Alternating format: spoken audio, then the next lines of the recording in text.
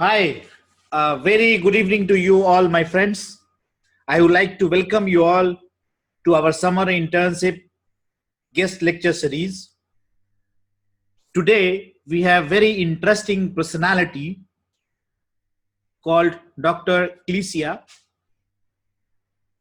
She has 20 plus years of experience in translation, interpretation, language training, language acquisition, writing, and entrepreneurship. Interestingly, she is attached with Modlingua for quite a considerable number of years, and she is our well-wisher. Upon our request, she has kindly agreed to deliver a guest lecture for our interns and share her thoughts as well as experience about her book called Traduttore Imprenditore, means translators as entrepreneurs, about which I have been talking a lot to our interns. And interestingly, in her book, she has covered variety of such points which I have been propagating for quite a long period of time. That means our frequency match at some point. Therefore, I thought it would be great to listen to her and understand her point of view from entrepreneurship. And interestingly, she advises us to keep upgrading ourselves and keep looking for new avenues and diversify our activities and skill sets.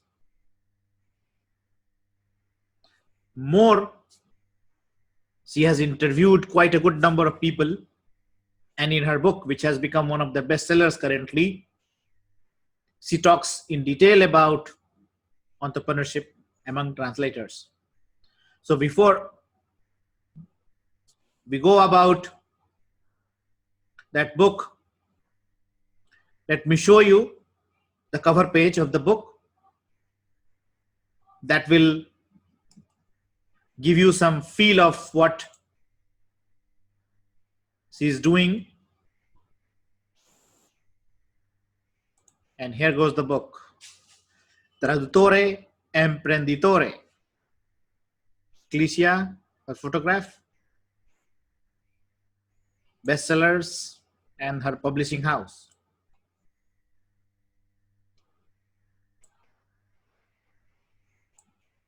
So with this, let's welcome Dr. Clicia and listen to her. Okay, so first of all, thank you, Ravi, and hi, everyone. And thank you for having me in this, your lecture program you have for interns. It's such an honor to be here for me because as I said before with Ravi, I didn't really have the intention to write a book, actually. Something happened of my book, Traduttore Imprenditore by Bruno Editore. You can find it in Italian at the moment in Amazon, translation in English, and it will be available soon in English version, I think at the beginning of September. And this book is, let's say, the synthesis of what I've done in almost 20 years as translator, interpreter, and lately also as entrepreneur, because I've been working with companies, medium and large and big companies. So this is what I've been doing for a really long time. And so what I wanted to do was just to share what I had to give to people who maybe didn't know where to start and how, just give some hints in order to have a better idea, just to know how to proceed and what to do. So in my book, there, first of all, the first thing I say in my book, it's the first chapter, is about who you are, meaning by this personal branding part. And you absolutely have to know exactly what characterizes and also as person in general. So what I explain in the first chapter, also by interviews of people, professionals who are in this field, is to try to help people understanding exactly what they are really good at and what can be their distinctive feature, which means that you will be chosen not only for the price, but also for your way of being, the experience the customer has with you.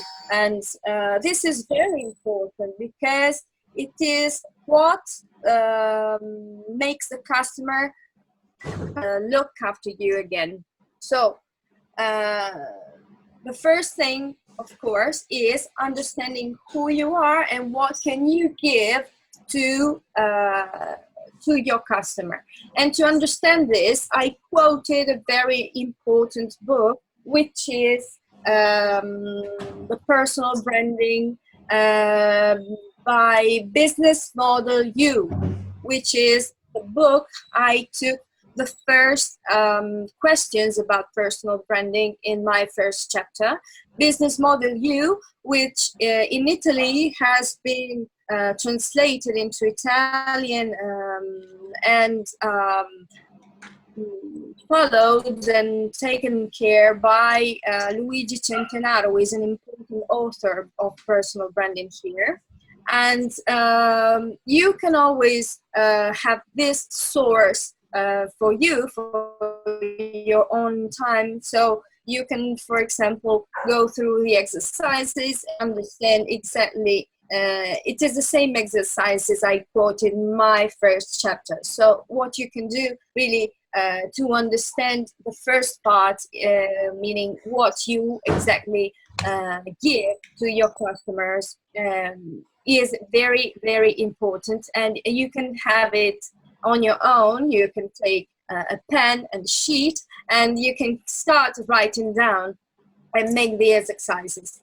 So that I wanted to do a very practical book so that people after each chapter could really feel, for example, their improvement, the improvement in each field. So after having understood exactly what characterizes you, what's your distinctive feature. So once you know this, what you have to do is to find customers. And this part is really the crucial part, which is helpful both if you want to be just a translator, so just a freelance, or if you want to be a businessman, an entrepreneur. So according to what will be your end, will be your main aim, you will start from the end and you will go back to small actions to begin with. And according to this, what helped me was a effective and efficient use of LinkedIn. And in this use, as I quote in my book in the second chapter, how to find customers, really let's say a professional in this field. In Italy, we have Alessandro Gini, who let me publish this chapter with his hints how to find customers by LinkedIn. And the first very important thing you should consider in this part, in the part of finding customers by LinkedIn, is you don't have to deal with LinkedIn as a sort of CV page. So it's very important for you to have an effective and very attractive presence on LinkedIn, which means that, for example, you have to leave the old, let's say, CV presentation in favor of a professional presentation, which everybody can read, and that everybody must be astonished by, which means that you have to surprise and you have to give things for which people remind you. Okay, so for example, you should have different strategies according to the target, which means that, for example, if your target are big companies, or if your target are companies in the local market, you should have two different approaches, two different languages. For example, if you have big companies, maybe you should speak English in your posts. And if you, for example, look for local market customers, you could only speak your local language. And small or medium enterprises, for example, that are interested in internationalizing, because I've been working for so many years for companies wanting to go abroad and internationalize their companies. So this is the field where I come from. So in my book, as I explained in my book, what I tried to share was what I did for me, just an example for you to have only, maybe some inspiration, maybe, okay? So, for example, according to which is your target, you can change the language and maybe the keywords you use for your job title, for example, the summary, the summary, which is the line under your name. And the other important thing on LinkedIn is, first of all, the picture. It could be maybe, it could seem not so important, but it is. And the picture should be a good picture, recognizable, professional, and maybe with a distinctive element. For example, something on the background which explains and tells your profession. Or, for example, the clothing, what you choose to put on. And if you are an interpreter, for example, it could be a picture while you are translating in both, maybe. I don't know. And I was saying before, a good summary, which is the line under the name. And it should be a complete list of what kind of services you supply, which means, for example, the qualities you have. For example, if you care for details, and also you can add graphical elements that can help in doing this. For example, I added some of the main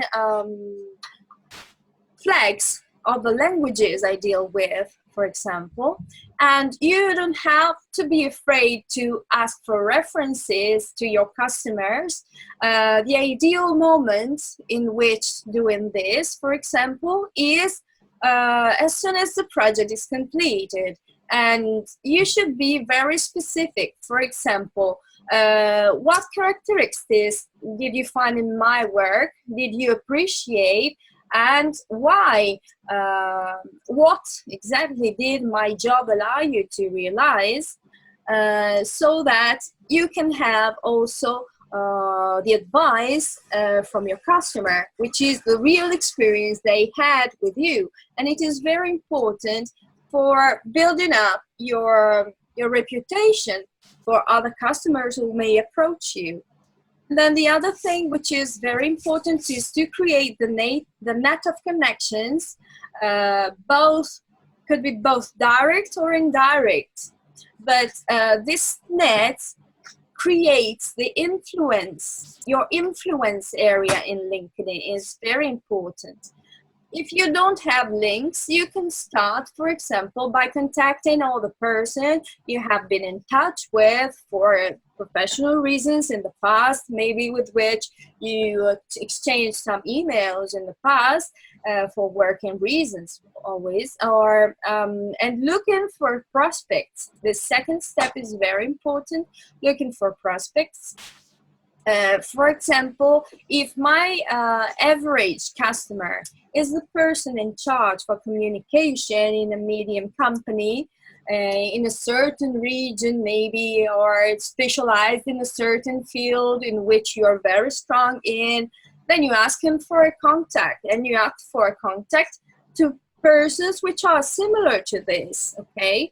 And do not forget the people, for example, that can help us finding a customer, even if they're not a possible customer himself. For example, it could be, I can think about all the companies, website companies, for example, which are not exactly our customers if we look for medium enterprises, big enterprises, but maybe they deal with the website of other companies, which could be our customer, okay, our main client, you know.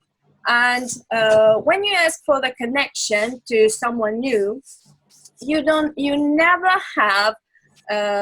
It's really fundamental to add a personalized presentation message, which means that you send him a personalized invitation to connection.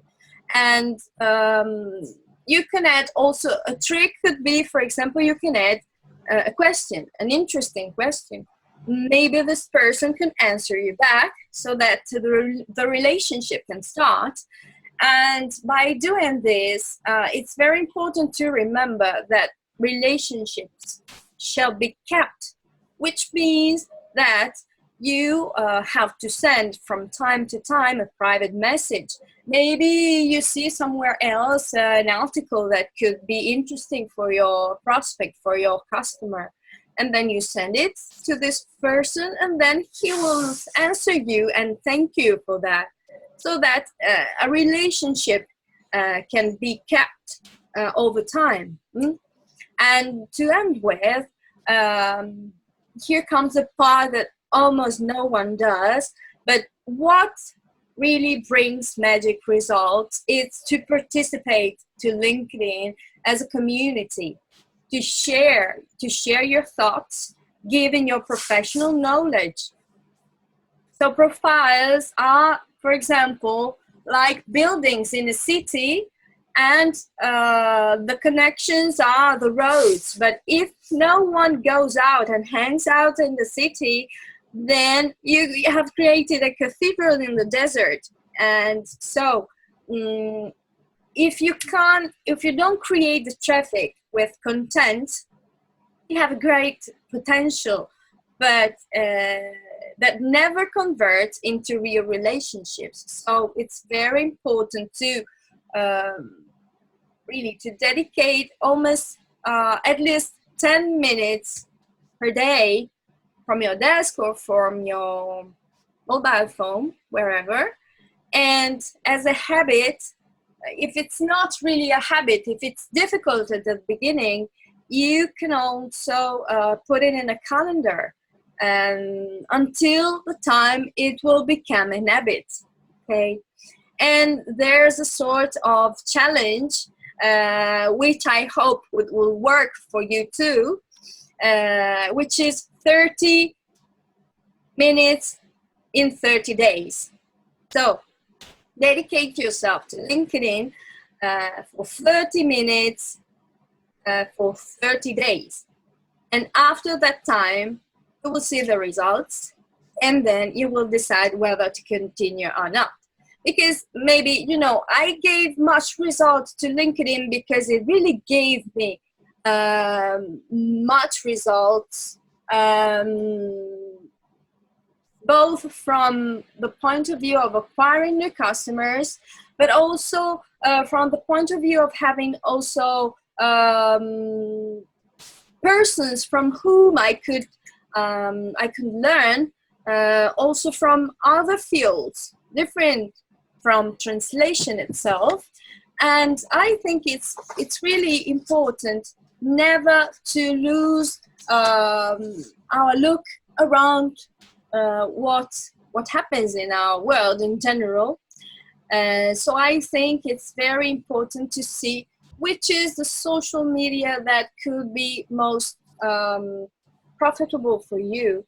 I gave a lot of space to LinkedIn in my chapter concerning how to find new customers, because I really had an improvement by using it. Okay, and then there is another chapter in which I give some hints concerning, for example, how to find, how to be different, how to find distinctive features. So what I gave as a hint is the use of voice, for example, and some principles of public speaking, and also some tips of copywriting. And concerning the use of a voice, it's really important. Have you ever thought about the importance of your voice? Your voice is a sort of identity card, sound identity card. So use your voice really to create the change. This is a challenge I throw to all readers. So the important thing is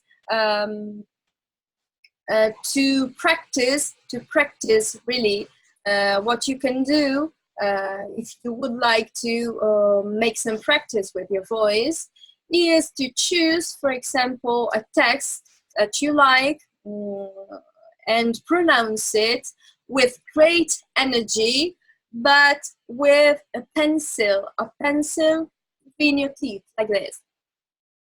Okay? And after having read the text with great intensity with this pencil between your teeth, you will see on your own that if you continue to read the text without the pencil, you will be clearer, and your words will go out in a clearer way, so that the persons who hear what you have to say will connect your voice to a clear message, which is very important for us interpreters, don't you think? So maybe there's something else I could say about the voice, some curiosities about the voice. Maybe you didn't know that there are some food and drinks you should avoid before an interpretation task, an important interpretation task. And these food and drinks should be other drinks that contain, for example, acid. So acid-based food and drinks. So, for example, lemon or orange juice cannot be, well, are not really suggested. Or, for example, milk. Maybe you didn't know, but it's acidifying. Yeah, Coke or wine, or, for example, coffee or peppers or chocolate. Okay, and these are examples of food and drinks that you should avoid before an important interpretation task. Okay, and what else can I say? The important part after that is I have a really big part in my book dedicated to interviews to other important translators, professionals, colleagues with 30 years experience and more.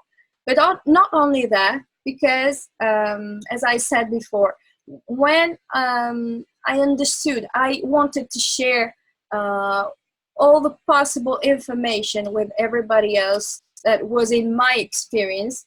I really designed it. I planned it in my head not to share only experiences from translators or interpreters. It should be something that could really give something more, a contribution, a bigger contribution, which goes, let's say, beyond all the limits of our field. And by this I mean, for example, all the interviews I made to the professionals and the new businessmen in digital, for example, and they give us a sort of hints and suggestions in general concerning how to plan your day or your month or your year, for example. And according to them, you should always take for yourself a part of the day for knowing something more. So for your knowledge, something, a part of the day dedicated, exclusively dedicated to knowledge, to personal knowledge, which means, for example, to grow in other fields different from translations, okay? And why this? Because you should always keep an eye to what happens outside. It's very important never to lose the your eyes. Your eyes should be anywhere, really, and never focus only on translation. What I personally suggest is to be present in events which are not only connected to translation. Okay? In order to grow both as a person, personalities, and structure, personal structure, and for example, all the matters that are connected to the building of your person, not only professionally speaking, but also as a person who really always wants to improve in his life, in her life.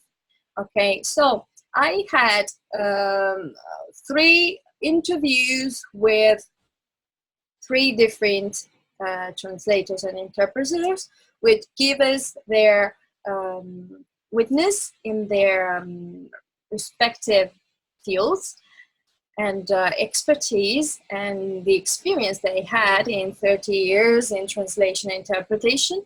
And we also have many interviews from, as I said before, businessmen in digital, which is very important for us in this moment. Then the very last chapter of my book talks about the future of our profession. And a while ago, we were really laughing with Ravi because we didn't know, but we were running the same way, meaning that the last chapter of my book, I thought that the book wouldn't have been complete if I didn't dedicate the last part of the book to the future of our profession. And to do this, I had an interview with the innovation manager of a spin-off to Way Global of Translated Group, which is a very big group in translation here in Italy. And he told me how translators and, well, let's say translation companies are thinking about the future, what they are planning to do, and also what are their intentions about the future, and what expects us as translators for the future. I'm already seeing many colleagues in Facebook groups that are really upset about the fact that more and more often they receive the request of revision. It's something like post-editing revision. So what I suggest you to do is never miss what happens outside, and keep up with the time, meaning that if we are in a visual and sound maybe explosion, meaning the videos, and for example, in the visual field. So go that way if you like it, and go through it. Subtitles, for example, could be a good way. And my experience is always always take a look around to what happens, and never miss what happens outside. Always to keep up with the time, all the time. So I really hope that you appreciated this little sum up of the contents of my book.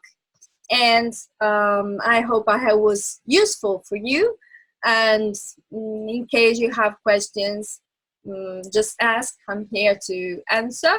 And you can always find me on Facebook, and you can send me an email to info@traduttoreimprenditore.com.